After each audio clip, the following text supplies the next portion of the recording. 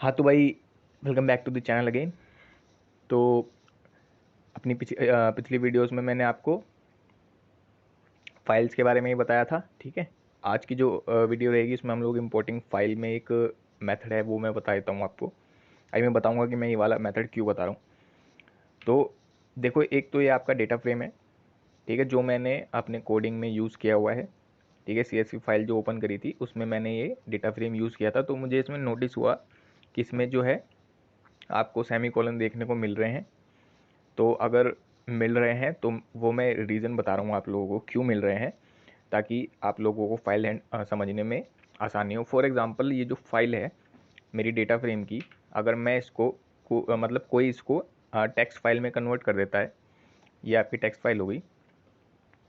ठीक है, तो जो टेक्स्ट फाइल होती है उसमें स्पेसिफिक सेपरेटर यूज़ किए जाते हैं वैल्यूज़ को सेपरेट करने के लिए, और स्पेशल कैरेक्टर यूज़ किए जाते हैं वैल्यूज़ को, मतलब जो लाइन को ब्रेक करने के लिए भी किए जाते हैं।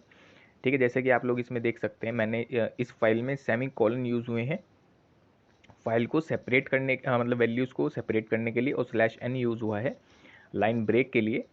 ठीक है, इस वजह से जो आपका, मैं एक मिनट फाइल ओपन करके दिखा देता हूँ, जो आपका जो डेटा सेट है उसमें आप लोगों को ये वाला जो, एक सेकेंड कहाँ गया, हाँ, ये जो वैल्यूज़ में आप लोगों को दिख रहा है सेमी कॉलन, ये इसी वजह से आप लोगों को दिख रहा है क्योंकि जो मैंने फाइल डाउनलोड करी है वो एक तरीके से टेक्स्ट फाइल का फॉर्म में जो डाउनलोड हुआ है उस तरीके से हुआ है।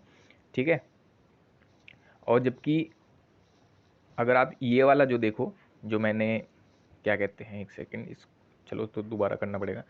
ये वाला जो आपका डेटा फ्रेम है इसमें ऐसा कुछ भी नहीं है, इसमें आपको कोई सेमी कॉलन नहीं देखने को मिलता, क्योंकि इसने जो डेटा स्क्रैप किया है वो प्रॉपर फॉर्म में किया है।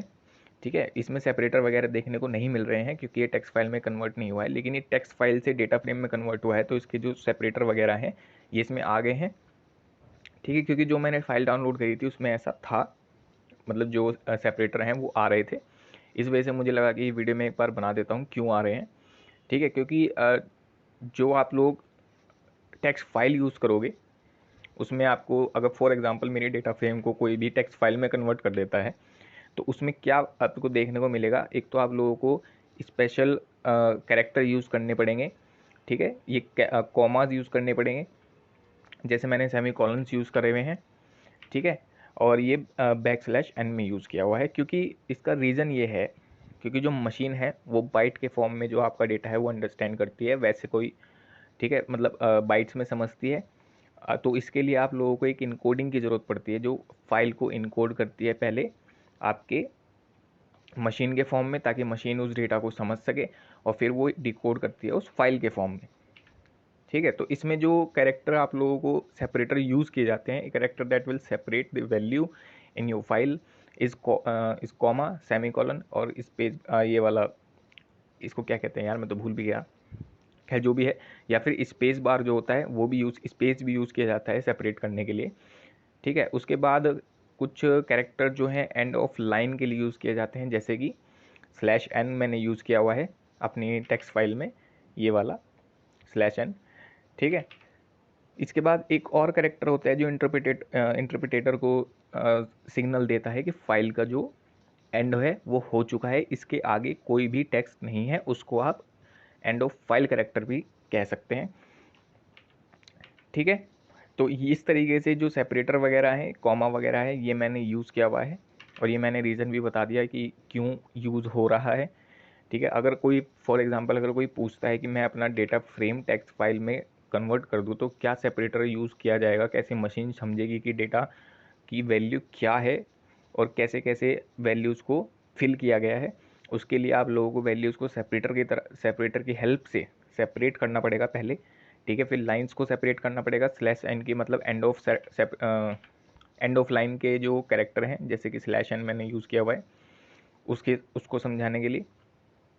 ठीक है, इस तरीके से आपको ये सेपरेटर यूज़ करने पड़ेंगे जो फाइल को मतलब जो डेटा है उसको समझाने में हेल्प कर सके।